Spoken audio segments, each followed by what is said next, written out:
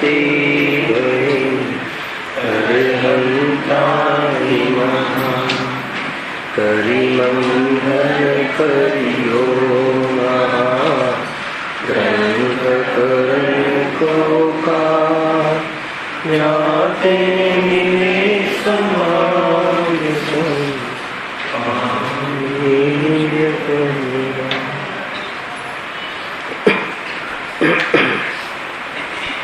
श्री मोक्ष मार्ग प्रकाशक ग्रंथि से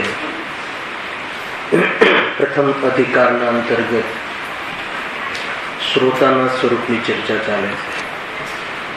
नवीन श्रोतानी चर्चा थई चूकी से एना पछी और जेनी परिपक्वता वधी से अर्थात तो भली होनहार ना जे चांसीस और वध्या से अर्थात तो स्वसन्मुखता अवसर नजदीक आव्या से एवा श्रोतानी बात है। हजू आत्मानुभूति वाला श्रोतानी बात आ पेरेग्राफ में नहीं।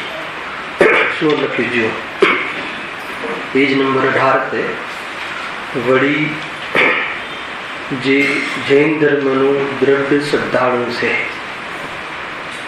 जैन धर्मनो दृढ़ श्रद्धालु से એટલે કે વિતરાગ ધર્મમાં જ સુખ છે અર્થાત વિશ્વમાં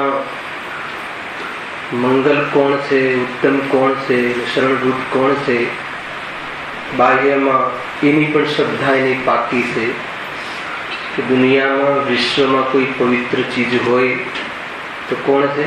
ચત્તારી મંગલમ અરિહંતા મંગલમ। ચાર મંગલ કયા છે? અરિહંત, સિદ્ધ, સાધુ અને કેવલીએ બતાવેલ વિતરાગ માર્ગ। आ चार उत्तम से, आ चार मंगल से और आ चार शरण से एवी पाकी श्रद्धा और शुद्धात्मा आश्रय थी पवित्रता प्राप्त थाय से एवी विकल्पात्मक में पाकी श्रद्धा। आवी श्रद्धा वाला ने सांभळवानी रुचि बनी रहे छे।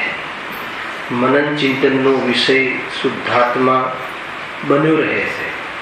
जेने ज्ञान ना हो तो चिंतन सानु करे, ज्ञान अर्थात इस संबंधी जानकारी ना हो तो चिंतन सानु करे, जानकारी होवा छता श्रद्धा ना हो तो चिंतन नो विषय ना बने।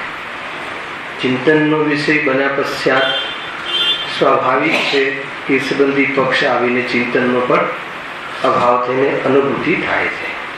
आटलो सामान्य क्रम हमेशा याद राखो।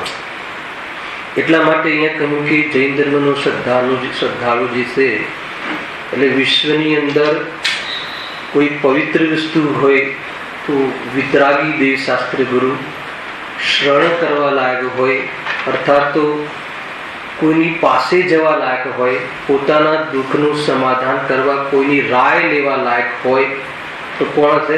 વિતરાગી। વિતરાગી દેવશાસ્ત્ર ગુરુ ગૌણપણે સમ્યક દૃષ્ટિ આદિ પણ લઈ લેવા। ખ્યાલ આવે કે નહીં? એ અહીંયા કહે એવી પાકી શ્રદ્ધા છે એની ચર્ચા આપણે ગત વ્યાખ્યાનમાં કરીએ છીએ। આગળ શું કહે છે? નાના અનેક પ્રકારના શાસ્ત્ર સાંભળવાથી જેની બુદ્ધિ નિર્મલ થઈ છે હે ને અર્થાત તો એની જે નિર્મલ બુદ્ધિ એટલે શું? એનું જ્ઞાન સંતુલિત છે। चारे अनुयोगनी उपयोगिता अर्थात तो जेटलू जरूरी से एटलू चारे अनुयोगों संबंधी ज्ञान जरूरी से एटलू एने छे। अहींया एम कहेवुं छे आवश्यक छे कि आटलू ज्ञान तो जोईए। एम कह्युं हतुं ने गया व्याख्यानमां के भले गणितमां पावरफुल होय पण इंग्लिशमां 35 मार्क्स तो लाववा जरूरी छे। हवे आवुं केम राख्युं हशे? त्यां लौकिकमां पण કે એટલું ઇંગ્લિશ જાણવું જરૂરી પડશે ગણિતમાં, ગણિતના પ્રયોજનવાળા જીવે પણ, વ્યક્તિએ પણ। ને તો શું કામ રાખે સંસ્થા સરકાર હે ને 35% ઇંગ્લિશમાં લાવવા પણ કેમ જરૂરી છે 35 માર્ક? કે એટલું ઇંગ્લિશ તો વ્યવહારમાં ગણિતમાં ભલે પ્રધાનતા હોય, ભલે એ સંબંધી કોઈ વિશેષ કાર્ય કરવાની ચાહના હોય, પરંતુ એ સંબંધી ઇંગ્લિશનો ઉપયોગ તો આવવાનો જ છે। એટલે 35% જેટલું પણ ઇંગ્લિશ આવડવું જોઈએ। ત્યાં એટલી વાત હોય છે કે ખરેખર એટલા માટે રાખ્યું હોય છે यानी कि ए प्रमाणेનું તો વ્યાકરણ આદિ એ સંબંધિત તો સામાન્ય નોલેજ હોવું જોઈએ. ભલે એને વૈજ્ઞાનિક બનવું, સાયન્સ સ્ટુડન્ટ હોય તો પહેલાની ભૂમિકાઓમાં આટલું શીખવાડે છે. એ રીતે અહીંયા કહે છે કે આત્માનુભૂતિમાં કરવાના નિમિત્તમાં ચારે અનુયોગ સંબંધી જેટલું જ્ઞાન હોવું જોઈએ, ભલે એનું ગહેરાઈથી ન હોય, ભલે એનું પૂરું ના હોય, એમાં માસ્ટરી ના હોય, પરંતુ એટલું જ્ઞાન તો હોવું જરૂરી છે કે જેના કારણે એની બુદ્ધિ નિર્મલ રહે, જ્ઞાન બેલેન્સ રહે. એ અહીંયા કહે છે. એક તો એ બતાવ્યું. બીજો પોઈન્ટ આપણે શું લીધો હતો? એમાં ચારે અનુયોગોની ઉપયોગિતા ભાસવી જોઈએ, એટલે ઉપેક્ષા ન કરવી જોઈએ. ચારે અનુયોગો સંબંધી જેટલું આવશ્યક છે એટલું જ્ઞાન હોવું જોઈએ, અને દ્રષ્ટિમાં, અભિપ્રાયમાં ચારે અનુયોગ સંબંધી ઉપયોગિતા ભાસવી જોઈએ. તો એક અનુયોગ સંબંધી તો બહુ ગીત ગાય, એની બહુ મતલબ એનું ઘણું કહે, ને એક અનુયોગ સંબંધી તો શું કરે? દ્વેષ કરે, હે ને? નહીં, એમાં તો આમ છે, એ તો કર્મની જ વાત કરી છે. તો કે એમ નથી, ઉપયોગિતા ચારેની ભાસવી જોઈએ. ચારે વિતરાગની વાણી છે, ચારેનું પ્રયોજન વિતરાગતા છે. આત્માનું બતાવું, જીનવાણીનો હર શબ્દ શુદ્ધાત્માને બતાવે છે. શબ્દ બ્રહ્મ છે, હે ને? હર શબ્દ આત્માને બતાવવા વાળો છે. એમ કહ્યું જીનવાણી શબ્દ બ્રહ્મ. એટલે કહે છે કે ચારે અનુયોગ સંબંધી એને એ પ્રમાણેની સમર્પણ હોવું જોઈએ, એને ઉપયોગિતા સરખી ભાસવી જોઈએ, અને એ સંબંધી એની સેવન હોવું જોઈએ, અને જેટલી જરૂરી છે એટલું એને આવશ્યક જ્ઞાન હોવું જોઈએ. અહીંયા સુધી આપણે વિષય લીધો હતો. હવે વિષય શું કહે છે? વ્યવહાર નિશ્ચયાદિકનું સ્વરૂપ યથાર્થપણે જાણી સાંભળેલા અર્થને યથાવત નિશ્ચય જાણી અવધારે છે. આમાં બે કન્સેપ્ટ છે, હે ને? બે કન્સેપ્ટ કયા છે? કોઈને એમ કહે કે ભાઈ શ્રોતાને વ્યવહાર નિશ્ચયનું જ્ઞાન હોવું જરૂરી છે, કે તો વક્તાને હોવું જોઈએ, એની પ્રરૂપણા કરવી છે. અને કોઈને એવું થાય ને કે ભાઈ તો બોલવા વાળાને બરાબર હોવું જોઈએ કે આ નિશ્ચયનું કથન છે, આ વ્યવહારનું કથન છે. તો બોલવા વાળો પણ સ્વાધ્યાય કરે છે અને સાંભળવા વાળો પણ સ્વાધ્યાય કરે છે. બોલવું અને સાંભળવું બંને સ્વાધ્યાયના ભેદ છે. હાલાવે કે નહીં, કોઈ બોલીને સ્વાધ્યાય કરે, કોઈ સાંભળીને સ્વાધ્યાય કરે. સમજમાં આવે છે કે નહીં? કોઈ બોલવા વાળો અલગ છે, એને સર્વજ્ઞ ભગવાનની વાત જુદી છે, એ તો માત્ર વક્તા છે, તીર્થંકર પરમાત્મા. તો બાકી ગુરુ ગૌતમ ગણધર અર્થાત તો ગણધર દેવ સુધી, છઠ્ઠા ગુણસ્થાન સુધી શ્રોતા હોય છે, જેનું આની સાંભળે છે. એટલે સાંભળવામાં શું હોવું જોઈએ છે? વ્યવહાર અને નિશ્ચયનું યથાર્થ અર્થાત એ સંબંધી અભિપ્રાયનું યથાર્થ જ્ઞાન હોવું જોઈએ. તેમાં પહેલો કન્સેપ્ટ શું છે? કેમ હોવું જોઈએ? તો પહેલો કન્સેપ્ટ એ છે કે એ સંબંધી જ્ઞાન હોય તો વક્તા કયા નયથી કથન કરે છે, હે, અને કયા નયથી કથન કરે છે, શું અભિપ્રાયથી કથન કરે છે, એ સંબંધી યથાર્થ બોધ થઈ શકે છે, હે ને? એ તો અહીંયાથી વક્તા વ્યવહારનું કથન કરે અને ત્યાં એ નિશ્ચયથી સમજે તો વક્તા અને શ્રોતા વચ્ચે શું થઈ શકે? મતભેદ થઈ શકે છે. અને મતભેદ ઉભો થઈ ગયો તો પછી સાચી વસ્તુના તે સુધી, નિર્ણય સુધી પહોંચી શકાતું નથી. સમજવા માટે મતભેદ ઉભો કરવો અલગ વસ્તુ છે, અને યથાર્થ ન સમજણમાં મતભેદ ઉભો થઈ જવો વસ્તુ અલગ છે. એક આની જે લાક્ષણિકતા છે ને, બધું અભિપ્રાય ઉપર ટકેલું છે. સમજવા માટે મતભેદ અર્થાત તો આ મત જે છે ને, એક મતાર્થ નામનું એક લક્ષણ છે. શબ્દાર્થ, પછી મતાર્થ, પછી નયાર્થ, પછી આગમાર્થ, પછી ભાવાર્થ. સ્વાધ્યાય કરવાની પદ્ધતિ છે. મતાર્થમાં શું લેવું? ત્યાં મતાર્થમાં શું કેવું ખબર છે? કે સાચા મતનું મંડન અને ખોટા મતનું ખંડન કરી અને સમ્યક એકાંતની પ્રાપ્તિ કરવી. હવે ખોટો મત કયો? ખ્યાલ આવે કે નહીં? શ્વેતાંબર ખોટો મત અને દિગંબર સાચો મત, એમ છે? એમ નથી. પોતાના પરિણામમાં ખોટો મત હોય, હે ને? ખોટો મત એટલે ખોટો પક્ષ હોય, પોતાના સોચમાં, પોતાના અભિપ્રાયમાં એનું ખંડન અને સાચા મતનું, સાચા પક્ષનું મંડન. એમ કરી અને વસ્તુ સ્વરૂપ સ્પષ્ટ કરે છે. તો એ રીતે છે. પરંતુ જો એને એ સંબંધી મત જ ખબર ના હોય, બે પક્ષ બતાવવામાં આવે તો બે પક્ષમાં સાચો પક્ષ કયો છે, નિશ્ચય પક્ષ કયો છે, છોડવા જેવો પક્ષ કયો છે, એ એને ખ્યાલ ન હોય તો કયાને છોડવા જેવા પક્ષનું પણ અહીંયા કહેવામાં આવે તો કયા અભિપ્રાયથી કહ્યો છે, છોડવાની અપેક્ષા એ પણ બતાવવાનું પ્રયોજન છે. પરંતુ એ વખતે કહે કે નહીં, આત્મામાં તો રાગ છે જ નહીં, હે ને. જ્યાં જે અભિપ્રાયથી જીનવાણીમાં વાત કહી હોય અને જે અભિપ્રાયથી વક્તા બતાવતો હોય એ અભિપ્રાયથી શ્રોતાએ સમજવું જોઈએ. આ કયો શ્રોતા છે? પ્રાચીન શ્રોતા છે. આ કયો શ્રોતા છે? કે જેની પરિપક્વતા ઓર વધી ગઈ છે. કેવો શ્રોતા છે આ? કે જે જીન વચનોનો મર્મ સમજે છે અને વિશેષ પોતાના એ સંબંધી જ્ઞાનને શુદ્ધ નિર્મલ કરવા સંબંધી પુરુષાર્થમાં પ્રવર્ત્યો છે, ઉદ્યમવત થયો છે. એવા શ્રોતાની વાત છે. પહેલા તો કેવો શ્રોતા હતો? કે જેને જીનવાણી સાંભળી જ નથી, હે ને. પણ બહારમાં થાક લાગ્યો, બહારમાં કઈ જોયું નહીં અને એ સાંભળવા આવ્યો છે, હજુ એને નિશ્ચય વ્યવહારની કાંઈ ખબર નથી. એ રીતે છતાં પ્રીતિપૂર્વક સાંભળવાનું લક્ષણ જેનામાં આવી ગયું છે એ તો નવીન શ્રોતા છે.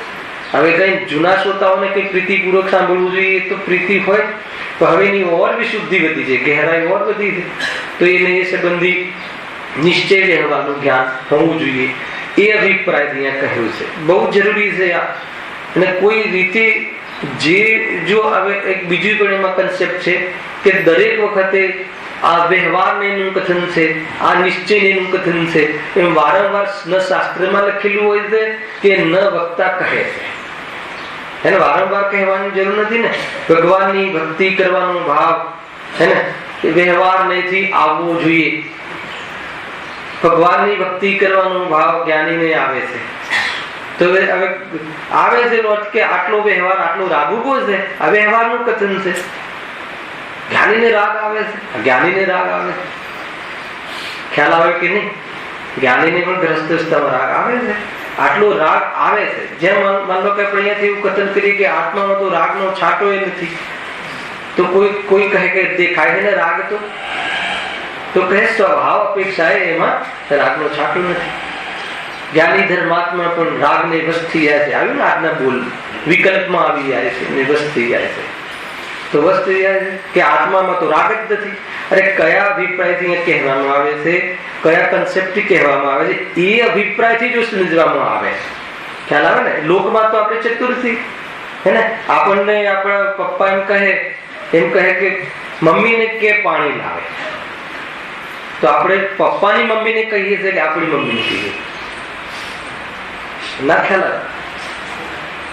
પપ્પાએ એમ કહ્યું દીકરાને કે મમ્મીને કહે પાણી લાવ. હવે પપ્પાએ એમ કહ્યું કે મમ્મીને કહે પાણી લાવ, તો આપણે કોને કહીએ છીએ પાણી લાવવાનો? દીકરો કોને કહે? એની મમ્મીને કહે, પોતાની મમ્મીને કહે ને. તેનો ભાવ સમજી જાય છે કે જે મારી મમ્મી છે એ પપ્પાની મમ્મી નથી, એ તેની પત્ની છે. છતાં એનો કહેવાનો ભાવ, એ જે અભિપ્રાયથી કહેવા માંગે છે એ અભિપ્રાયથી આપણે સમજી લઈએ તો મતભેદ ન થાય. લોકમાં પણ એનું છે. લોકમાં તો આપણે સમજીએ છીએ બરાબર, નહીં તો બરાબર ખબર છે ત્યાં ના તો. પણ અહીંયા આપણે નહીં ભૂલી જઈએ છીએ એટલે આપણે એમાં એ પછી સાંભળી જ શકતો એને મત પડી જાય છે ને અંદરમાં કે નહીં, અરે કઈ અપેક્ષા કહ્યું છે, કઈ અપેક્ષા નથી કહ્યું. એટલા માટે આ વાક્ય મૂક્યું કે હવે જેની પરિપક્વતા થઈ ગઈ છે એટલે જ્યાં અહીંયા વક્તા અર્થાત તો ગુરુ જે અભિપ્રાયથી ગુરુ કહે કે તો મૂર્ખ છે, હે ને, ઘડીમાં ગુરુ કહે કે મૂર્ખ છે ને ઘડીમાં એ જ ગુરુ કહે કે તું ભગવાન આત્મા છે, તો મૂર્ખ પણ છું ને ભગવાન આત્મા છું એ કઈ રીતે નક્કી છે? કે ભગવાન આત્મા હોવા છતાં તું ભગવાન આત્મા માનતું નથી એટલે મૂર્ખ છે. મૂર્ખ કહેવા પાછળનો અભિપ્રાય ખ્યાલ આવી જાય તો પ્રશ્ન જ ના રહે. નહીં અમને તો આચાર્ય કુંકુમદેવી ભગવાન આત્મા જ કહે છે, હે ને. અને આચાર્ય અમરચંદ્ર કે મૂર્ખ છે, ટીકામાં એમ કહે તો શું નક્કી કરશું કયા આચાર્ય સારા, કયા ખરાબ, કયા ખોટા? તો કે અભિપ્રાય સમજવું જોઈએ. મૂર્ખ બી છે જીવ, એટલી મૂર્ખતા કરે છે. આટલું અંદરમાં અનુભવ થઈ શકે એવું સામર્થ પડ્યું હોવા છતાં રાગમાં રમે છે એટલે મૂર્ખ કહ્યું છે. અને એ રમવા છતાં પણ તારું સ્વરૂપ એવું થઈ નથી ગયું એટલે તારું સ્વરૂપ તો સ્વભાવ અપેક્ષા તો તું ભગવાન જ છે. હાલ તો બંને કયા કયા નયોના કથન છે એ સમજી અને વસ્તુ સ્વરૂપ સ્પષ્ટ કરે છે, સાચો ઉપદેશ ગ્રહણ કરે છે. એટલા માટે એને વ્યવહાર અને નિશ્ચય આદિનું સ્વરૂપ યથાર્થ એને હોવું જોઈએ એમ કહે છે. અને હોય છે એવા શ્રોતાઓને, હે ને, કેમ કે માની લો કે એમ કહે કે આ ગિરીશભાઈ કોઈ એમ કહે કે રાગનો કરતા કોણ છે? આત્મા. હવે આત્મા રાગ ને કરે. હવે પ્રવચન સમિસારમાં તો દ્રષ્ટિ પ્રધાન શૈલી છે, તો દ્રષ્ટિ પ્રધાન શૈલીમાં એમ કહે કે જે રાગ નો કરતા જે માને અર્થાત તો રાગ નો કરતા આત્મા માને એ મિથ્યા દ્રષ્ટિ છે. અને પ્રવચન સારમાં શું કહે છે? હે ને, રાગ નો કરતા આત્મા માને છે. કોણ માને છે? જેને આત્મદૃષ્ટિ થઈ છે, એને મારા પરિણમનમાં રાગ છે એ અપેક્ષાએ હું રાગનો કરતા છું એમ એને એ સંબંધી યોગ્યતાનું જ્ઞાન થાય છે. જો એ ત્યાં એમ કહે કે એ સંબંધી કરતું નથી, આત્મા રાગનો કરતા છે, આત્મા રાગરૂપ પરિણમન થાય છે. મકાનના રાગરૂપ પરિણમન મકાન થાય છે કે આત્મા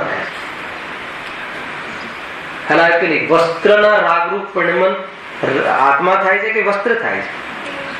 તો એટલું પરિણમન થાય છે. પરિણમનની અપેક્ષાએ આત્મા રાગનો કરતા છે અને આટલો રાગ મને આવ્યો છે એમ એ માને છે. તો ત્યાં કેમ એમ કહ્યું દ્રષ્ટિ અપેક્ષાએ? દ્રષ્ટિ અપેક્ષાએ કેમ એમ કહ્યું? કેમ કે એ દ્રવ્ય અને ગુણની ઓળખી કહ્યું કે મારા દ્રવ્યમાં અર્થાત તો મારા ગુણોમાં એવી કોઈ શક્તિ જ નથી કે રાગરૂપ પરિણમન થાય. તો દ્રવ્ય દૃષ્ટિ અપેક્ષાએ એમ કહેવાય છે કે આત્મા રાગરૂપે પરિણમતો જ નથી, કેમ કે આત્મામાં શક્તિ નથી. તો એ વખતે પરિણમ્યો છે કે નહીં? કે પરિણમ્યો છે ને, તો કે કમજોરી છે. નથી પરિણમ્યો એમ નથી કેવું, એ કમજોરી છે. દ્રવ્યને જોતા નથી પરિણમ્યો, દ્રવ્યને ન જોતા પરિણમ્યો છે. કેમ કે દ્રવ્યને જોવામાં આવે તો રાગરૂપે પરિણમન છે જ નહીં. અને દ્રવ્યના લક્ષ જેટલું જેટલું છૂટ્યું છે એટલું રાગનું પરિણમન છે કે નહીં? ગજબની વસ્તુ છે. અહીંયા કહે છે કે નયના પકડમાં એમ કહે છે, પ્રવચન સારમાં એ જ આચાર્ય અમરચંદ્ર દેવ એમ કહે છે કે રાગનો કરતા આત્મા છે. હવે ત્યાં રાગનો કરતા આત્મા નથી એનો અર્થ તમે સમજી લેજો. થોડુંક વિસ્તારથી આ વાક્યનું કથન કરીશું અને પછી આજની લીટીમાં તમને આ બધું બતાવીશ. આજના બોલમાં શું કહેવું છે? રાગનો કરતા આત્મા નથી, હે ને, એ કરતા નથી. એ કઈ અપેક્ષા?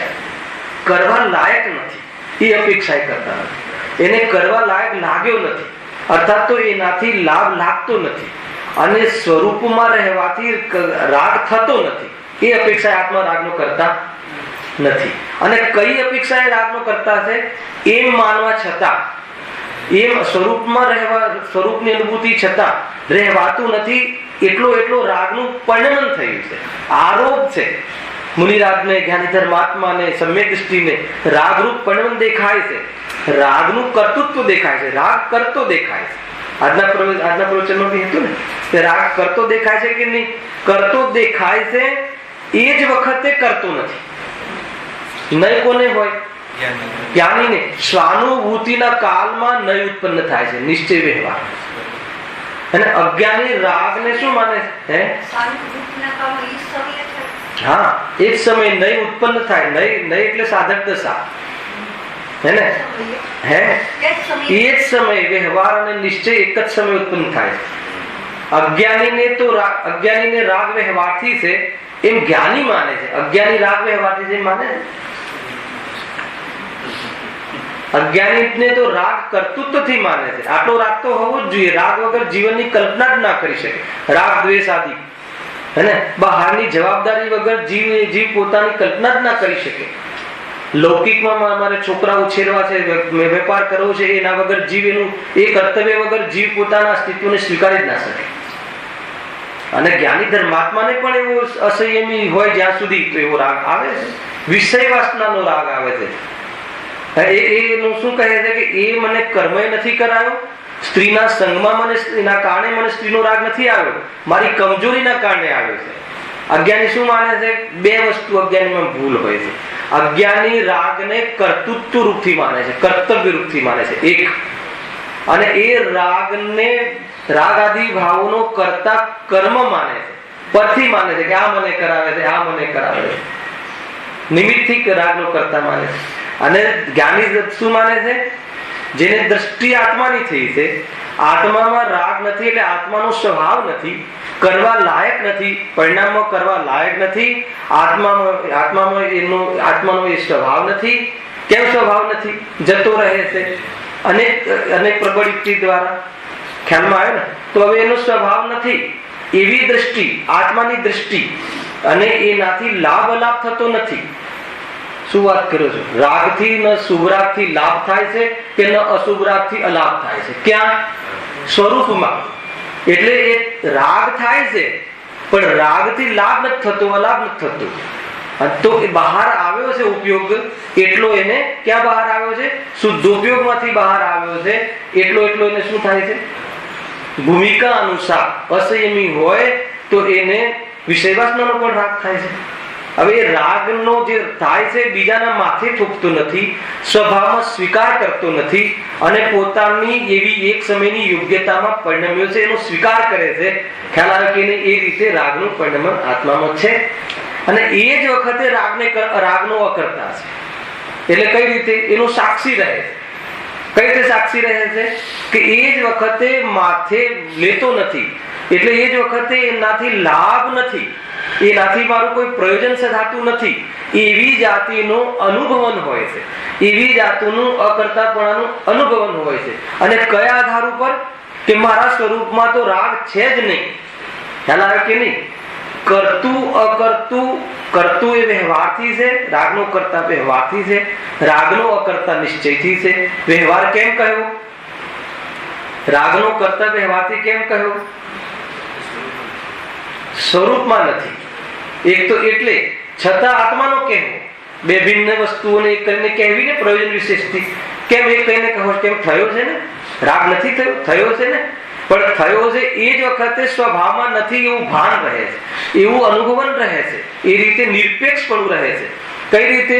એનાથી લાભ નથી માંગતો, એનો અહંકાર નથી કરતો, એનાથી કોઈ પ્રયોજન સાધવાની વાત નથી, શુભ ભાવથી કોઈ કામના નથી, અને અશુભ ભાવમાં સુખ માનતો નથી. કેમ કે સુખ સ્વભાવ આત્માનો છે. એ ભાવ આવવા છતાં આટલું પરાયાપનનો જે અનુભવન રહે છે, આટલું પરાયાપનનું જે અંદરમાં પરિણમન રહે છે, એ જ ક્ષણે રહે છે. એટલો એ અપેક્ષાએ આત્મા રાગનો અકર્તા છે, જ્ઞાતા દ્રષ્ટા છે. અને આત્મા સદાકાલ અકર્તા છે. આ બે તો યોગ્યતાઓ છે. જ્ઞાની ધર્માત્માને સાધક દશામાં આવી બે યોગ્યતાઓ એક સાથે પ્રગટ થાય છે.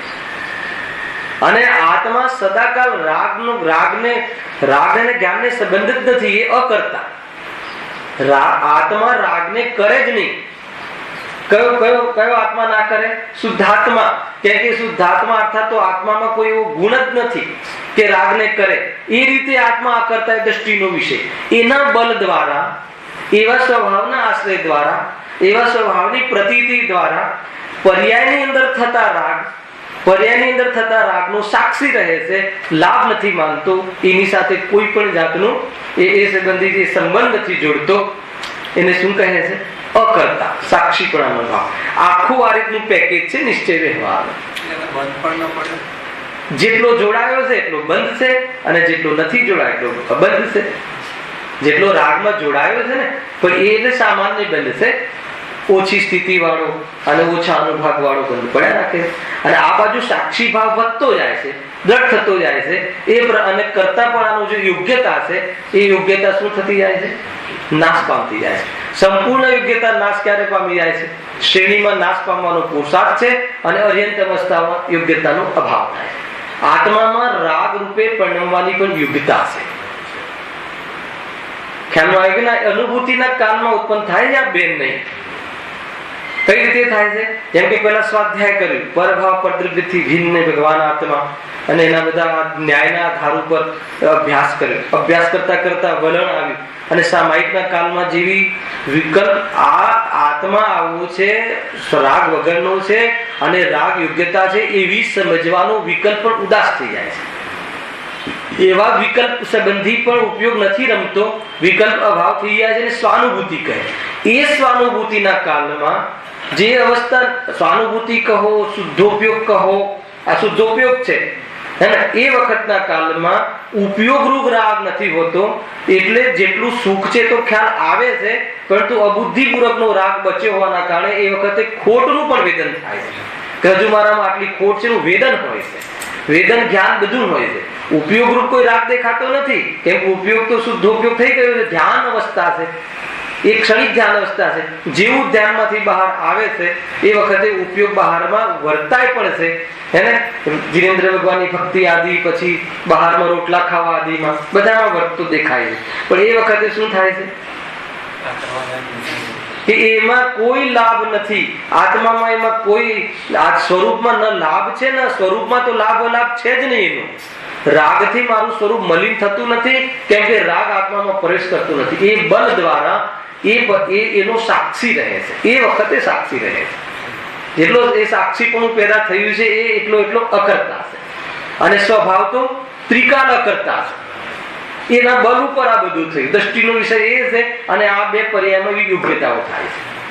તમને બતાવું છું, આ વિષય વિશેષ સમજીએ. હે આજના બોલમાં હતું એ વખતે મને વિકલ્પ આવ્યો. 325 નો બોલ છે ને, બુક સામે તો જોજો.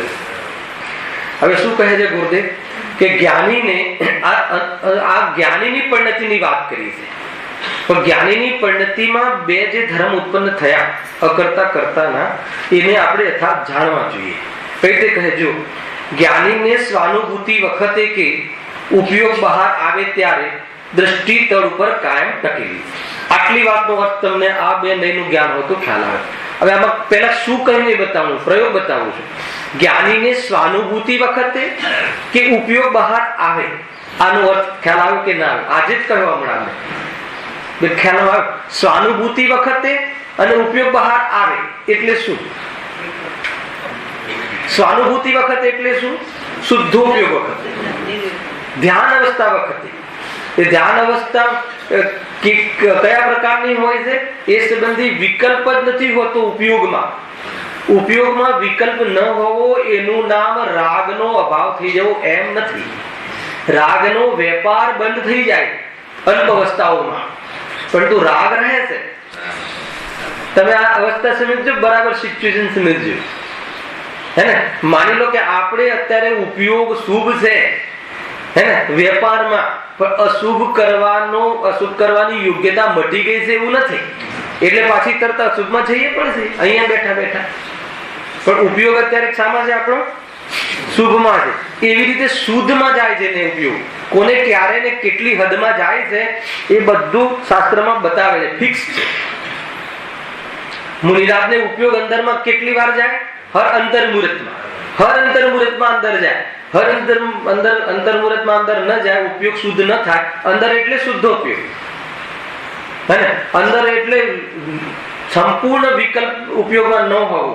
એ વખતે કોઈ ચોથી ચોકડીનો અભાવ નથી થઈ ગયો, હે ને? એ વખતે મંદ ઉદય છે કર્મનો અને વેપારમાં નથી. હે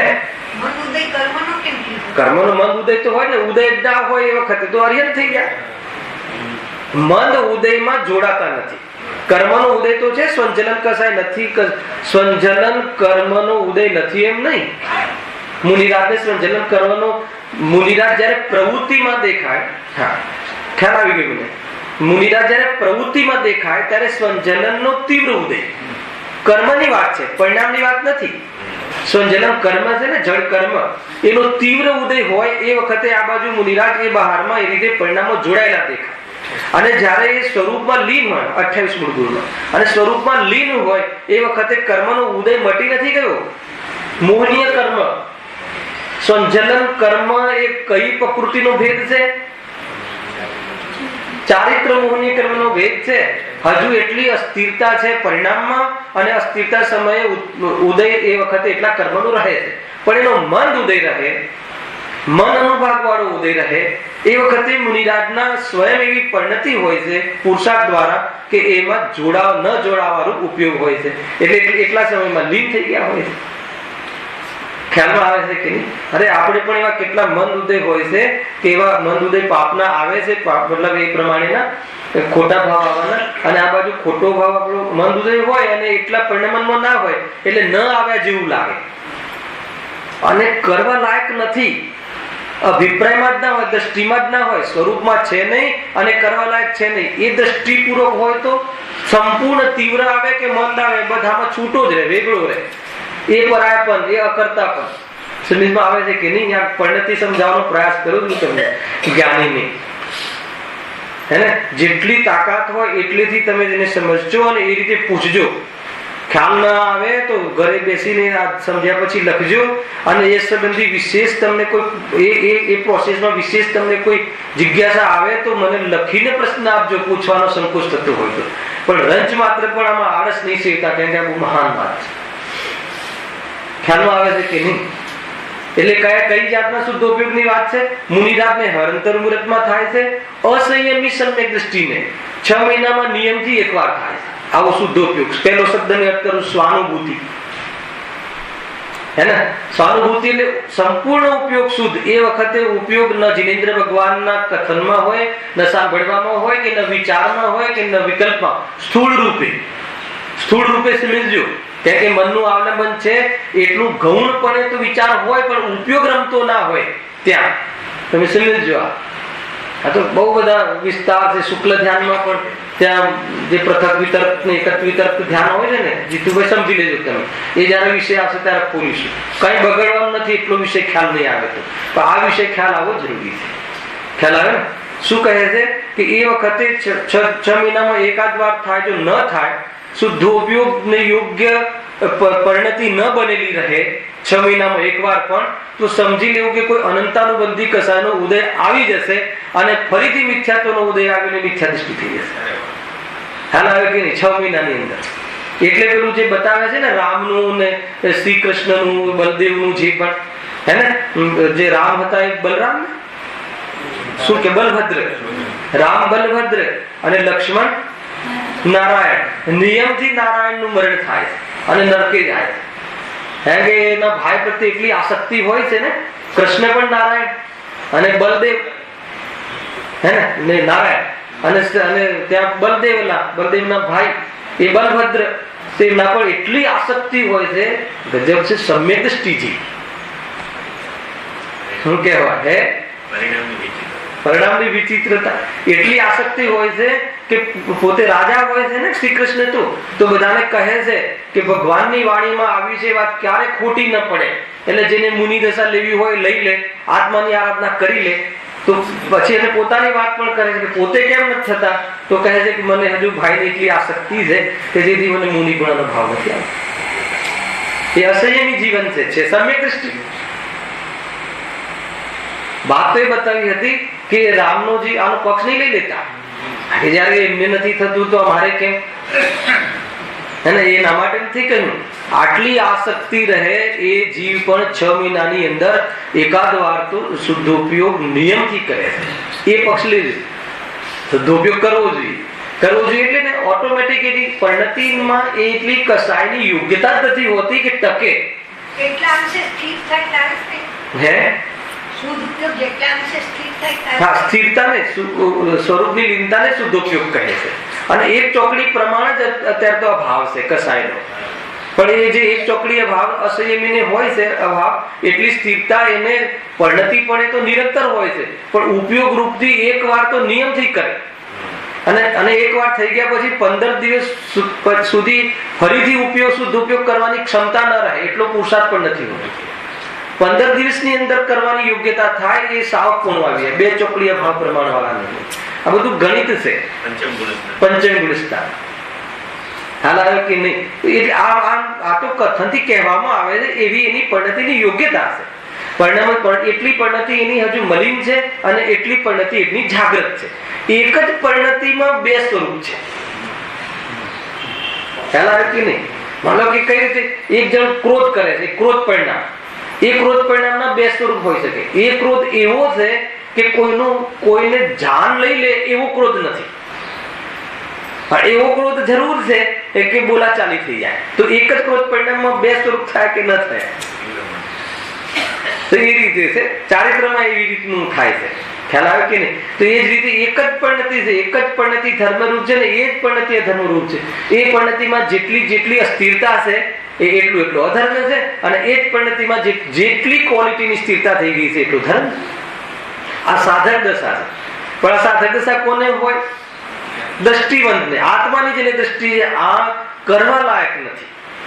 આવી યોગ્યતાઓ છે અને આવી યોગ્યતાનો સામર્થશાળી કોણ છે? શુદ્ધાત્મા. આવી યોગ્યતાઓ પર્યાયમાં થાય છે, આત્મામાં તો આનું કરવા પણ કાંઈ છે નહીં. એવા બલપૂર્વક એવી યોગ્યતાઓને એ જાણે છે. વાત શું હતી કે અનુભૂતિની વાત હતી ને. આપેલો શબ્દ સમજાવું છું, સ્વાનુભૂતિ. તો સ્વાનુભૂતિમાં શું લીધું? શુદ્ધોપયોગ. કયા સ્ટેજમાં કેટલી તારતમ્યતાનો શુદ્ધોપયોગ હોય છે સામાન્ય ચર્ચા કરી. મુનિરાજને તો હર અંતર મુહૂર્તમાં ભલે એ ભોજન પ્રવચન કરવા આવ્યા હોય હે ને, મુહૂર્ત કેટલું? 48 મિનિટ. અંતર મુહૂર્ત એક સમય પછી જે સમયના ભેદ પડે બધા અંતર મુહૂર્ત. હવે કોઈ મુનિરાજ 1 કલાક પ્રવચન કરતા હોય તો 1 કલાક એટલે 60 મિનિટ અને અંતર મુહૂર્ત 48 મિનિટ થી નાના હોય હે ને.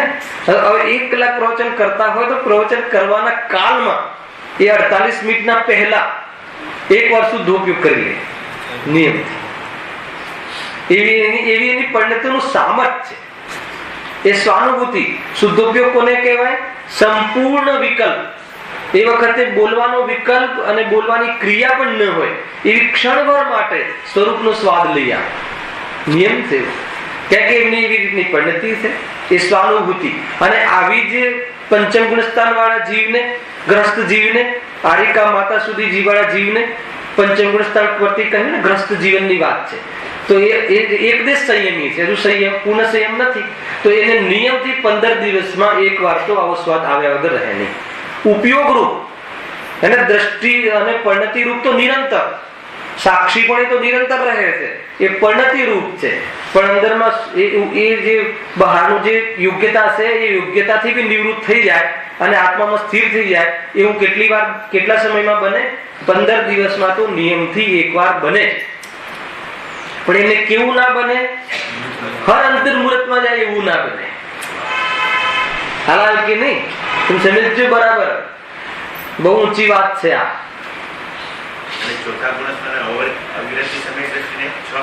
6 મહિને કમસે કમ એક વાર અને 15 દિવસમાં ફરીથી ન થાય. 15 દિવસ પછી પાછું થઈ શકે અને વધારામાં વધારે 6 મહિના. 6 મહિનાથી 6 મહિનાના અંદર થયું નહીં શુદ્ધોપયોગ પણ તો નિયમથી આત્મદર્શન ગયું. કોઈ કસાય માથે ચડી ગઈ છે એને. નિયમ છે અને એ અનંત સંસારના કાળ વાળો રાગ જન્મી ગયો. આ વાસના કાળ છે. આ વાસના કાળનું ઉલ્લંઘન કરે તો પવિત્રતા ન રહે. એટલી કોટીની તે સ્તરની તે લેવલની. હાલમાં આવે કે નહીં? પણ નથી ચાલતી હોય અને કહે જુદું. પણ જ્યારે મતલબ કે ચતુર્થ ગુણસ્થાનથી પંચમ ગુણસ્થાન ઉત્કૃષ્ટ છે વિતરાગતાની દ્રષ્ટિએ. અને ચતુર્થ ગુણસ્થાન વાળો જીવ કોઈ પ્રવચન કરતા કરતા અંદર જઈ આવે એ તો સ્થૂલ કથન છે, સંભવ નથી. કેટલી વાર સામાયિકમાં બેસે એને ઇવન સોગાણીજી, ઇવન ગુરુદેવ, જે બી ચતુર્થ ગુણસ્થાન વર્તી જે પણ જ્ઞાની ધર્માત્મા હોય એ ધર્માત્માઓને એવું નથી કે તરત બોલતા બોલતા અંદર જઈ આવે. એવી જાતિની સ્થિતિ મુનિરાજ અવસ્થામાં હોય છે. હાલ આવે અને 15 દિવસની અંદર એકાદ વાર કરી આવે અથવા 15 દિવસની અંદર ન થાય એવું ન બને એવી 2 ચોકડી ભાવવાળા ક્ષુલક, એલક, આરિકા માતા, પ્રતિમાધારી, વ્રતધારી, અણુવ્રતધારી એકદેશ સંયમી જીવોની એવી જાતિની પરિણતિની યોગ્યતા હોય છે. અને જે આત્મદર્શન થઈ ગયું છે પણ હજુ વ્રતરૂપ જીવન નથી. માની લો ચતુર્થ ગુણસ્થાન વર્તી જે પણ કોઈ હોય તો ચતુર્થ ગુણસ્થાન વર્તી જીવન ચક્રવર્તી, ભરત ચક્રવર્તી હોય કે આદિનાથ ભગવાન ચતુર્થ ગુણસ્થાનમાં જ્યાં સુધી રહ્યા હોય ત્યાં સુધી એ જીવને એવું ના હોય કે ભાઈ મતલબ કે અશુભ કરતા કરતા તો સવાલ જ નથી. નૃત્ય જોતા જોતા પરિણતિ રહે સાક્ષીપણાની, પણ શુદ્ધોપયોગ ન થાય. સમજો, જ્યારે શુદ્ધોપયોગ થાય એની પૂર્વ પર્યાયમાં નિયમથી શુભ ભાવ હોય. અને નૃત્ય જોવાનો ભાવ એમને જે આવ્યો હતો એમના જીવનમાં એ અશુભ ભાવ હતો. અશુભ ભાવ ટળે ત્યાં ને ત્યાં શુભ ભાવ આવે અને શુભ ભાવથી નિવૃત્ત થઈને શુદ્ધમાં ચાલ્યા જાય. સ્વરૂપ છે. અરે રે હવે આવું અસાર જો નૃત્ય જોવે છે અશુભ, અને નૃત્ય જોઈને પેલું બદલી થઈ ગયું, જે એનું શું મરણ થઈ ગયું અને બીજી નૃતિકાને મૂકી દીધી, તો અરે રે આવી અસારતા ક્રિયા કોઈ પણ હોય તરત જ ભાવ પલટાઈ ગયો. ખ્યાલ આવે છે કે એ નિયમ છે. અને એના પછી આત્માનુભૂતિના ચાન્સ છે. થઈ જ જાય એવું નહીં. પૂર્વ પર્યાયમાં આમ જ હોય, જ્યારે પછીની પર્યાયમાં આમ હોય. કારણ કાર્ય સંબંધ નહીં. અરે સમ્યક જ્ઞાનનું કારણ સમ્યક દર્શન નહીં, પણ સમ્યક દર્શન પૂર્વક સમ્યક જ્ઞાન હોય, એ નિયમ ખ્યાલમાં આવે છે કે નહીં?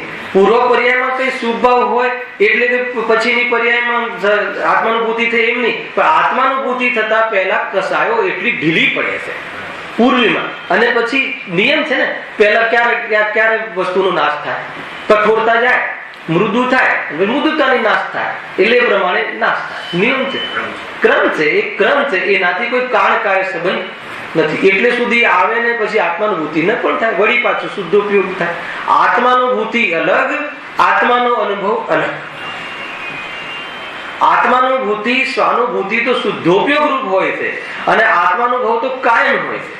કાયમ પછી ટકેલો રહે, અનુભવ છૂટે નહીં, પણ અનુભૂતિ છૂટી જાય. સમજમાં આવે છે કે નહીં? આ સમજવું પડશે. આંતર ખ્યાલમાં નહીં આવે તો આગળ નહીં વધે. એટલે ગુરુદેવે કહ્યું ને, જ્ઞાનીને સ્વાનુભૂતિ વખતે એટલે શુદ્ધોપયોગ કે ઉપયોગ બહાર આવે. આ તમારે સમજવું પડે ને, તો બોલમાં મજા આવી એમ જ લાગે, તો શું છે કઈ ખબર ના પડે. લખ્યું તો છે ને, આ જ્ઞાનીની પણ સ્વાનુભૂતિ વખતે કે ઉપયોગ બહાર આવે. હવે અનુભૂતિ વખતે ને પાછા અનુભૂતિમાંથી બહાર આવે, એ બે કઈ સ્થિતિઓ છે? તો અનુભૂતિ એટલે શુદ્ધોપયોગ. શુદ્ધોપયોગ કયા જીવોને, કયા સ્ટેજના જીવોને, કયા લેવલના હોય છે, કેટલા કાળે થાય છે, બધું ફિક્સ છે. કેમ કે એક કોટીના લેવલ વાળા જીવને એટલી પરિણતિ તૈયાર છે, અને આટલી પરિણતિ તૈયાર નથી. ખ્યાલ આવ્યો કે નહીં? હવે એટલો પુરુષાર્થ કમજોર છે અને આટલો પુરુષાર્થ બનેલો રહે છે. એવી જાતિની આ મિશ્ર દશા છે. આ સાધક દશા એટલે મિશ્ર દશા. આ મિશ્ર દશાનું વર્ણન છે. સમજમાં આવે છે ને? આનો તો વિસ્તાર આવશે, પણ અત્યારે આનું તમે સમજી લો સેમ્પલ શું છે. તો હવે એ ખ્યાલ આવે કે જેટલી ઉપયોગ સ્થિર થઈ જાય, હે ને? ઘણા એમ કહે કે ભાઈ જયારે અમે આંખ બંધ કરીને બેસીએ છીએ, જાત્રાએથી આવ્યા હોય બરાબર, અને તેથી આમ બરાબર ઉપર શિખરજીનો ભાવ વાંચતો હોય, હે ને? તો ઉપયોગ આમ કે ભાઈ આપણે તો એવા ધ્યાનમાં થઈ જઈએ છીએ કે એમ ધ્યાન ના હોય. ધ્યાનમાં પ્રતિમા ના દેખાય. શુભ ધ્યાન છે, શુભ ભાવ તો છે, પણ એ ધ્યાન નથી, શુદ્ધ ઉપયોગ નથી. ખ્યાલમાં આવે છે કે નહીં? હે,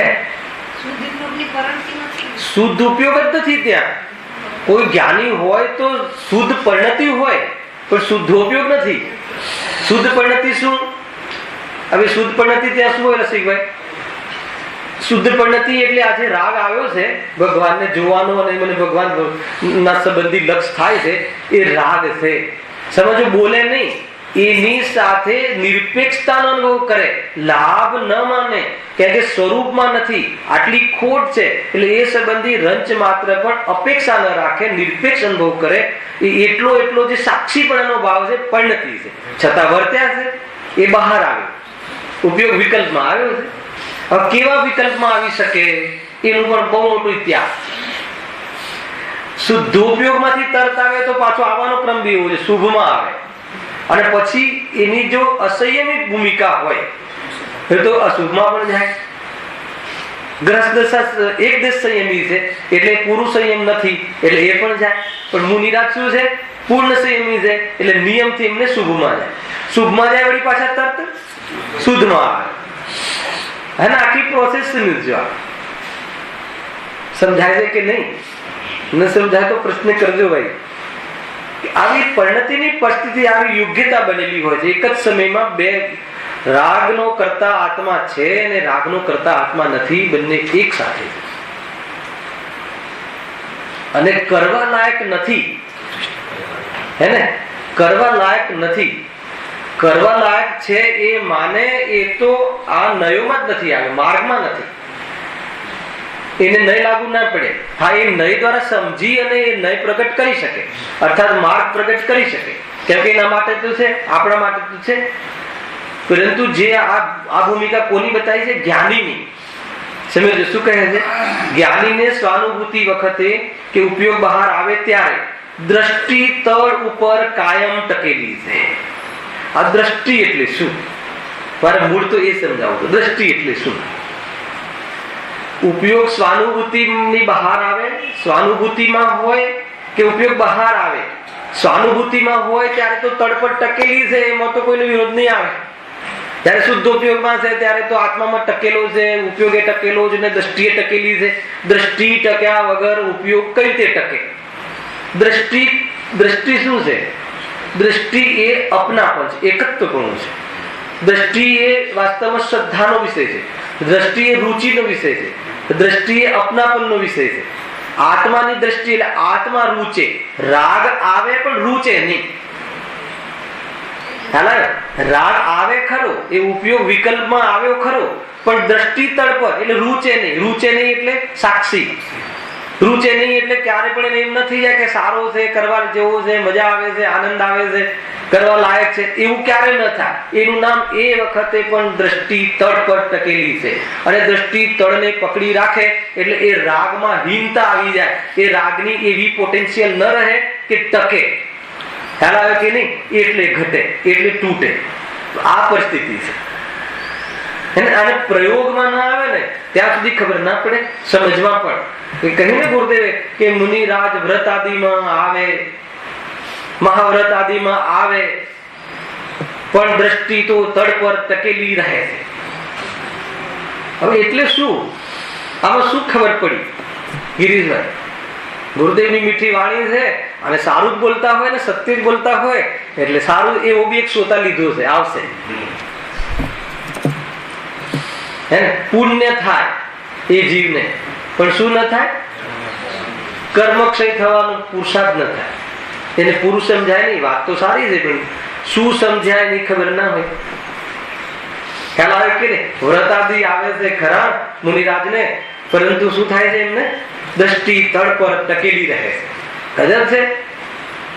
એવું એક બાજુ કહો છો વ્રતાદિમાં આવે છે, ઈર્યા સમિતિ પૂર્વક ચાલે છે, એક વાર ભોજન લેવા દેશના સમિતિ પૂર્વક ભોજન લઈ રહ્યા છે, પ્રવચન કરી રહ્યા છે, છતાં કહે છે કે દ્રષ્ટિ નથી એટલે એનાથી એનું કર્તૃત્વ નથી, એનાથી લાભ માનતા નથી, એનાથી કોઈ આત્માના લાભ પણ માનતા નથી.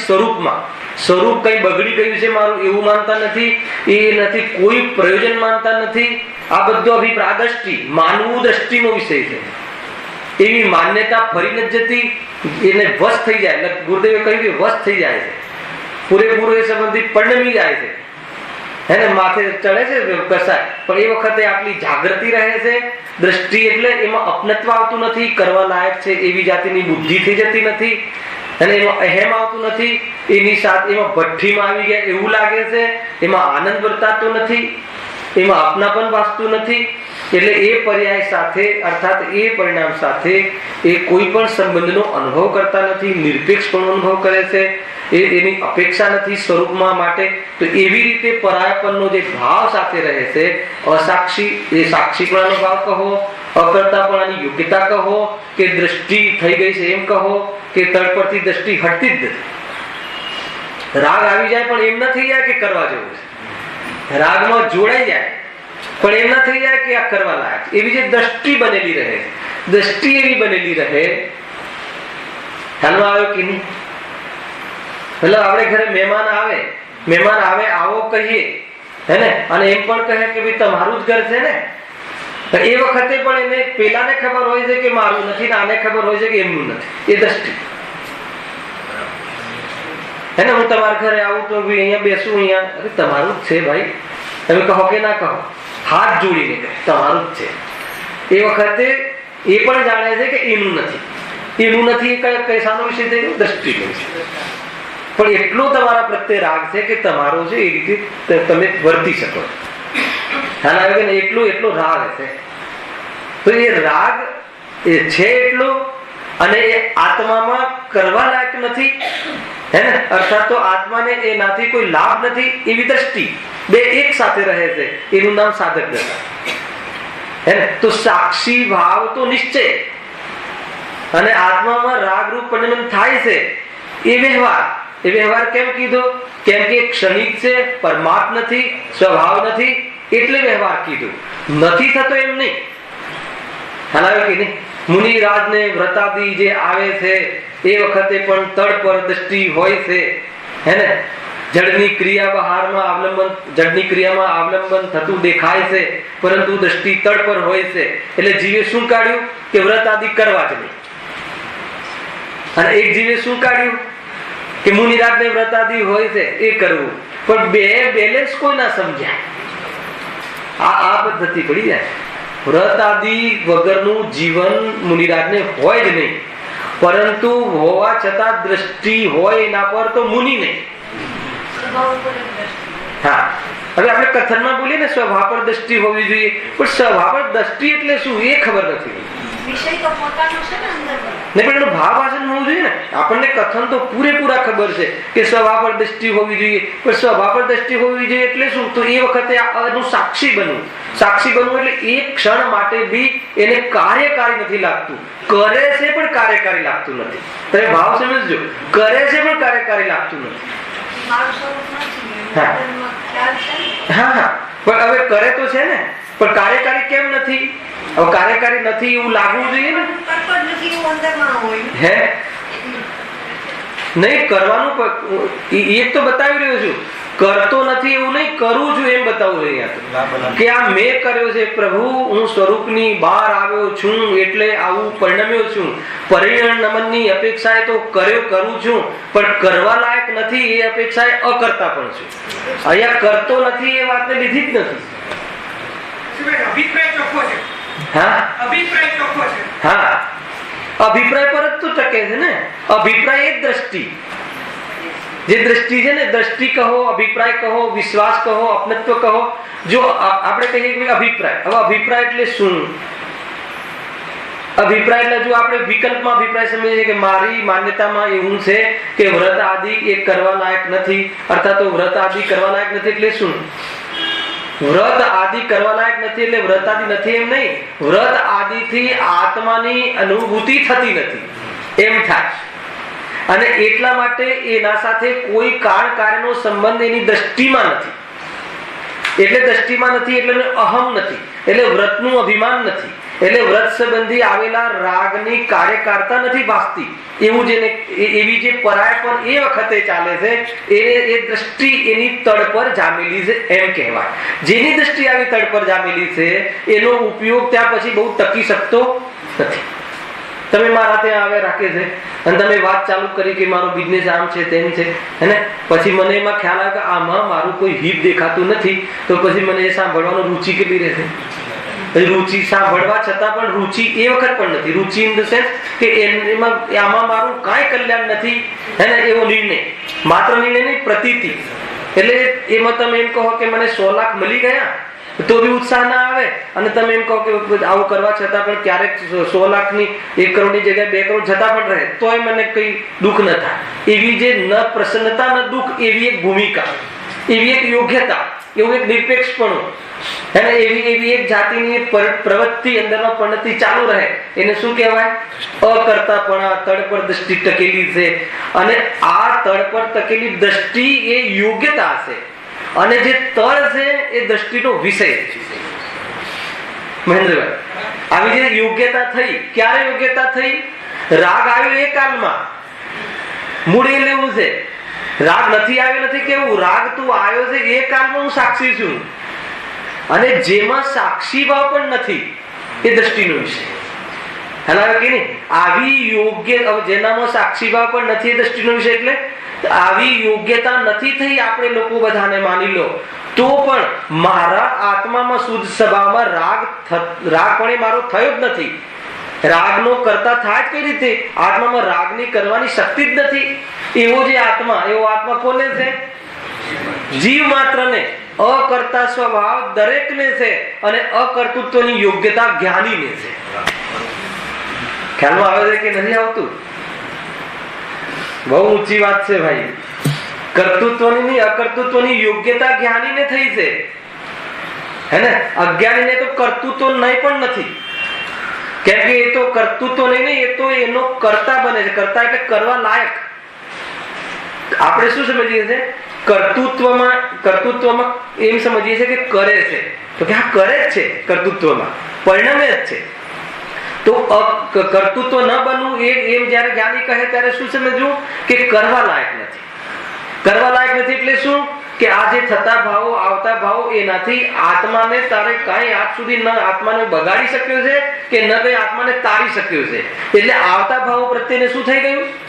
પરાયપન થઈ ગયું. તો એ પરાયપન થયું ને આવી પ્રતીતિ સહિત, તો એટલી જે અંદરમાં પરાયપન કહો, સાક્ષીપણ કે ન એનાથી લાભ માનો, ન પ્રસન્નતા, ન ખેદ, એવી એક પરિણતિ અંદરમાં દ્રષ્ટિ ચાલુ રહે છે. એ દ્રષ્ટિ એની અંદરમાં ભોગવે છે.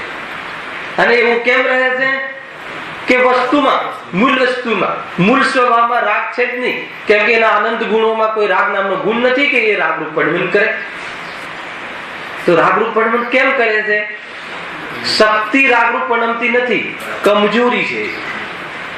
અને કમજોરી છે ને તો એમાં શું લાભ થયો બીજો કે કમજોરી મારી છે પ્રભુ, હું સ્વરૂપની બહાર આવ્યો છું એટલે આ રૂપે પડમ્યો છું, પરંતુ આ કરવા લાયક નથી ને મને કોઈ આ કરાવતું નથી.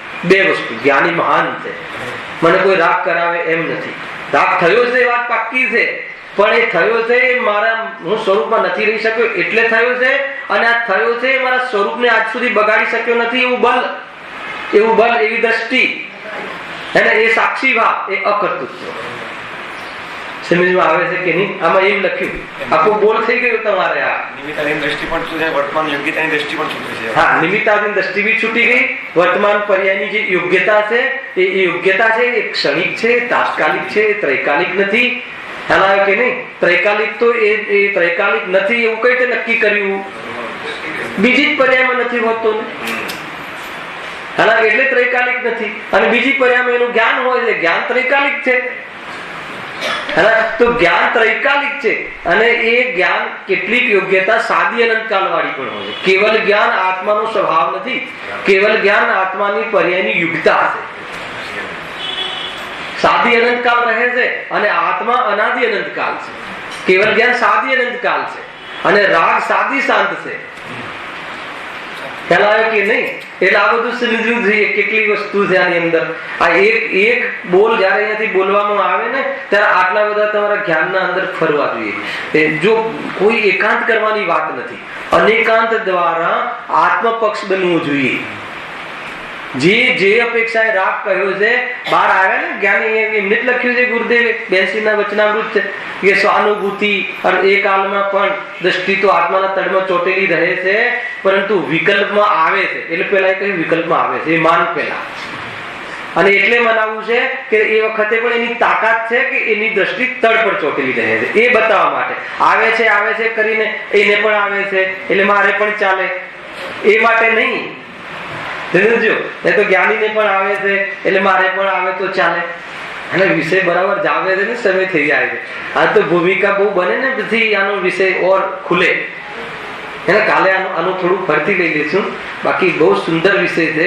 આ જે બોલ આજે ચાલ્યો ને એ બહુ જબરદસ્ત છે કે વિકલ્પમાં આવે છે પણ દ્રષ્ટિ તળ ઉપર ચોટેલી રહે છે. એટલે એ છે કે ભાઈ એ રાગ આવે પણ છે અને એ રાગ આવે છે એને રાગ જે આવે એટલે જ્ઞાની રાગને કરે પણ છે અને કરતો પણ નથી. બે એક જ સમય કરે છે. એ વ્યવહાર કથન. અવ્યવહાર કથન એટલે છે જ નહીં એમ નહીં. વ્યવહાર કથન એટલે કે રાગ આત્માનો છે નહીં તો બી આત્માનો કહેવો એટલે વ્યવહાર. હે ને? પણ શું કામ કહો છો? પ્રયોજન વિશેષથી. કેમ કે આવી યોગ્યતા થઈ છે અને જે આ ટાળવાની છે એટલે જ્ઞાન કરાવીએ છીએ. કે નહીં? અને આવી જે યોગ્યતા થઈ છે તો પણ જ્ઞાની સાક્ષી ભાવે રહે છે, એનાથી કઈ માનતો નથી. એને થોડુંક સારું આપણે આવડી જાય બોલતા તો આપણને એમ થઈ જાય છે. અહીંયા એમ કહે છે કે 28 મૂળ ગુણમાં માની લો કે પાલન, નિરતિચાર અને જંગલમાં અને પર્વતની ટોચ ઉપર સમજી લો અને એવી જગ્યાએ પણ તપ ધરે. હેને? કોઈ ખાર છાટે તો ઉહ ના કરે. એવી જાતની કસાયની મનતા હોય તો પણ એનામાં અહેમ ના કરે કે એ કસાયની મનતા છે, શરીર જુદું છે, હું એનો સાક્ષી છું. સાક્ષી એટલે શું? જ્ઞાતા દ્રષ્ટા એટલે શું? એમાં પ્રયોગ, એ બધા શબ્દો છે કરતા, એમાં કોઈ મને લાભ અલાભ ન ભાષે. મારા સુખ સાથે આ પરિણતિને સંબંધ નથી એટલે આ ક્ષણિક યોગ્યતા છે. અને આને સંબંધ નથી એવું ત્રૈકાલિક સ્વરૂપ છે. અને હાલ સંબંધ નથી એવું અનુભવન એ મારું અકર્તાપણું છે. ખ્યાલ આવ્યો? જીતુભાઈ યાદ કરજો બરાબર. ખ્યાલ આવે કે નહીં? બહુ ઊંચી વાત છે. ખ્યાલ આવે કે નહીં? છેલ્લું સેન્ટેન્સ ફરીથી. અને હું પણ ભૂલી ગયો. ખ્યાલ આવે કે નહીં? કથન છે ને, સમજમાં આવે છે કે નહીં? જે રાગાદી જે પરિણતિ થઈ ને એક સમયની યુગતા છે, અને એ સંબંધી એનો સાક્ષી રહેવું એ એનું અનુભવન છે, અને એ ક્યારે થતો નથી, એ સ્વભાવ છે. મારો આત્મા રાગપણે થઈ જાય સ્વભાવથી, એવું ક્યારે બનતું નથી, એ સ્વભાવ છે. અને ક્ષણિક યોગ્યતામાં રાગ થયો છે, ક્ષણિક સત છે, અને ક્ષણિક સત છે, પણ એનાથી મને કોઈ લાભ નથી, કેમ કે મારો સ્વભાવ નથી, બલ દ્વારા, હે ને? એવું જે અનુભવન છે એ સાક્ષી ભાવ છે. આ રીતની મિશ્ર દશા એને થાય છે, એટલે રાગને ત્યાં વ્યવહાર કહ્યો છે. સાક્ષી ભાવ રાગ આત્મામાં છે જ નહીં, મૂળ સ્વભાવમાં, એટલે એનું અકર્તાપણું થવું, સાક્ષી રહેવું એ નિશ્ચય કહ્યું છે, પ્રગટ કરવા રૂપ નિશ્ચય છે. અને આત્મા એ રૂપે આત્મામાં છે જ નહીં રાગ, એ આશ્રયભૂત નિશ્ચય કહ્યું છે. નિશ્ચય વ્યવહાર આજે ગુરુદેવ થોડા કહ્યા ને આપણું પકડ બી હતું, એટલે મેં કહ્યું કાલે ફરીથી આને ડેવલપ કરીશું, અને આને ક્લિયર કરીશું. હજુ ક્લિયર થાય છે, બહુ આનંદ આવો વિષય છે. તમે આ એવો શ્રોતા છે કે જેને એને બહારની જે બી અહીંયા વાત હોય છે શાસ્ત્ર અભ્યાસમાં, એને પ્રમોદ એટલે જ આવે છે કે એને પોતાની વાત મળતી લાગે છે, કે વાત તો બરાબર છે, રાગ આવે પણ છે, પણ એની સાથે કોઈ લાભ તો જણાતો નથી મને. પર્યાયમાં લાભ છે, સ્વરૂપમાં તો કોઈ કંઈ બનતું નથી, એટલે સાક્ષી પણ રહી શકે છે. અને આવી યોગ્યતાઓ બે થાય, એ બે યોગ્યતા છે. અને એ યોગ્યતાઓ જેના આશ્રયમાં રહે છે આત્મા છે. હું તો શુદ્ધાત્મા છું, યોગ્યતા નથી, એટલે હું મોક્ષ પણ નથી ને બંધ પણ નથી. એ બધા જે કથનો આવે છે ને, એ આને લઈને આવે. તમે એનો વિસ્તાર જ્યાં સુધી નહીં કરો ને ત્યાં સુધી તમને ખ્યાલમાં નહીં આવે. બાકી કાલે લઈશું. સહજાનંદી સ્વરૂપી અવિનાશી આત્મ સ્વરૂપ, સહજાનંદી શુદ્ધ સ્વરૂપી અવિનાશી આત્મ સ્વરૂપ, સહજાનંદી શુદ્ધ સ્વરૂપી અવિનાશી આત્મ સ્વરૂપ.